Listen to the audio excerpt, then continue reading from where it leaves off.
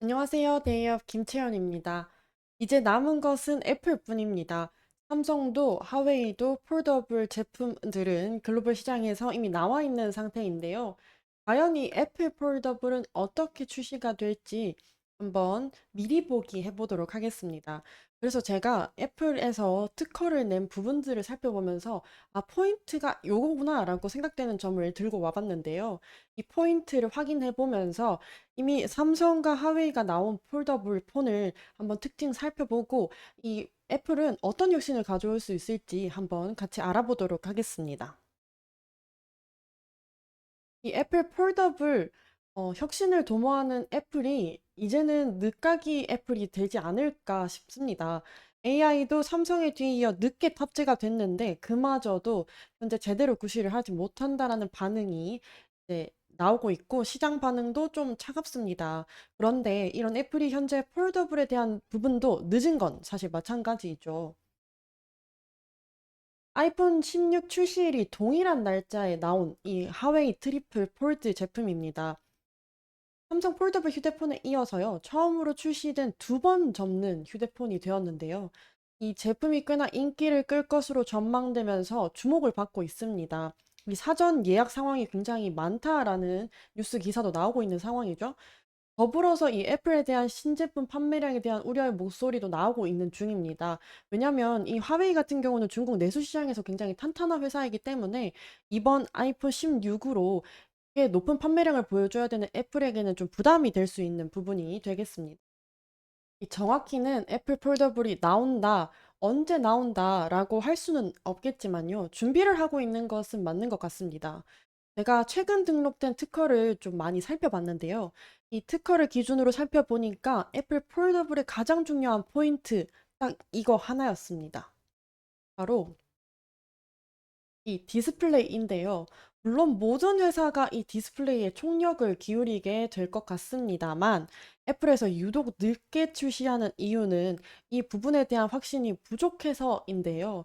이 디스플레이를 매끄럽게 보는 것, 이것에 대한 내구성이 확신이 들어야 이 휴대폰이든 맥북, 아이패드이든 폴더블 제품으로 나올 것으로 보여지는 상황입니다.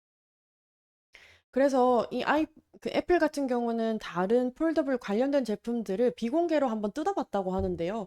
이 애플에서는 마음에 드는 내구성이 없었던 것 같습니다. 그렇기 때문에 점차적으로 폴더블에 대한 제품이 늦어지고 있는 상황인 것은 같습니다.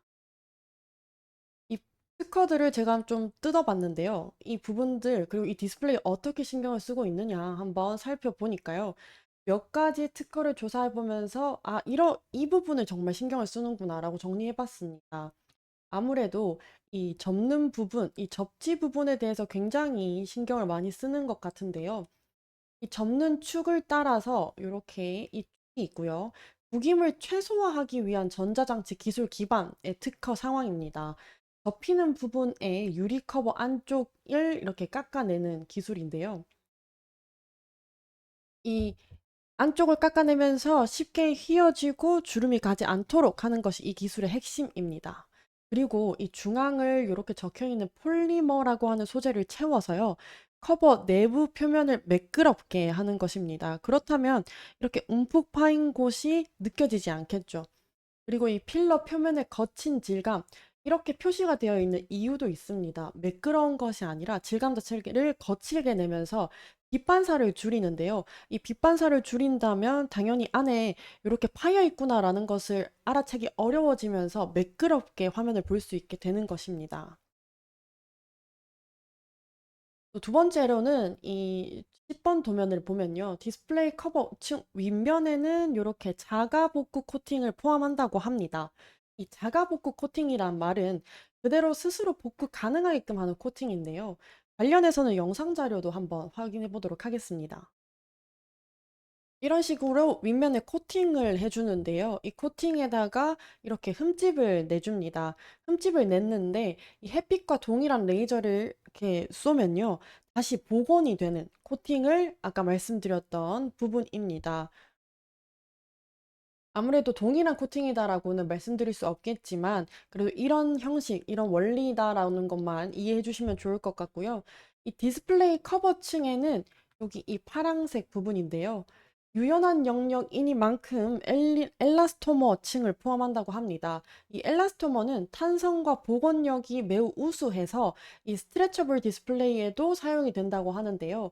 그래서 이 중앙 부분에 들어가면서 아무래도 계속해서 펴졌다가 굽어졌다가 해야 되는 부분이다 보니까 회복력을 우수하게 높이겠다라는 기술 부분인 것 같습니다.